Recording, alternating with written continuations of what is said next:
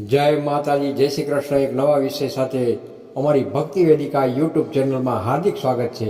આજનો વિડીયો આંખ માટે આયુર્વેદ ટિપ્સ તેમજ આંખની સંભાળ કેવી રીતે રાખવી। આંખો આપણું વિશ્વ જોવાનું સાધન છે। દરેક સંહિતામાં આંખોને શરીરનું આંતરિક આકાશ માનવામાં આવે છે। આંખોની સારી સંભાળ રાખવી ખૂબ જ જરૂરી છે। આજકાલની ભાગદોડ ભર્યા જીવનશૈલીમાં આંખો પર ખૂબ જ તણાવ આવે છે। આંખોને દિવસભરનો થાક લાગે છે। આવામાં આયુર્વેદિક આંખો માટે ઘરેલું ઉપાયો ખૂબ જ ઉપયોગી થઈ શકે છે। આંખો માટેના આયુર્વેદિક ઉપાય તમને બતાવીએ છીએ। આંખો પર ઠંડુ સ્વચ્છ પાણી છાંટવું। દિવસમાં 2-3 કલાકે થોડી વારે આંખો પર ઠંડુ પાણી છાંટવાથી આંખોનો થાક ઓછો થાય છે।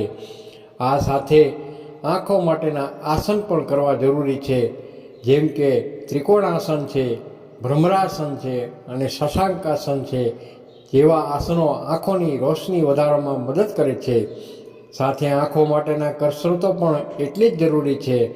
આંખોને ડાબે જમણે ઉપર નીચે ફેરવી આંખો બંધ કરીને ધીમે ધીમે શ્વાસ લેવો અને છોડવો જેવી કસરતો કરવાથી પણ આંખોને સારો લાભ મળે છે।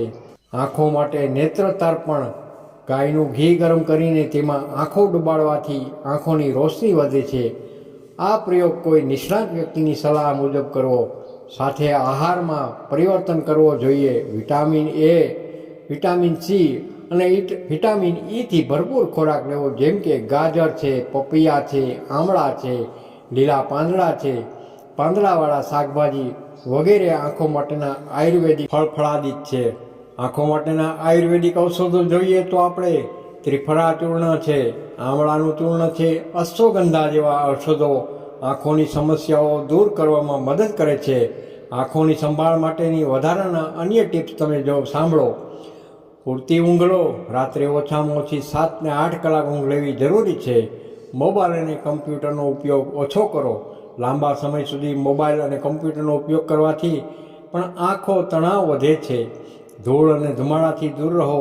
ધૂળ અને ધુમાડાની આંખોથી ચેપ લાગવાનું જોખમ રહે છે। સનગ્લાસ પહેરો।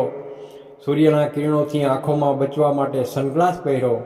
નોંધ: આ માત્ર સામાન્ય માહિતી છે।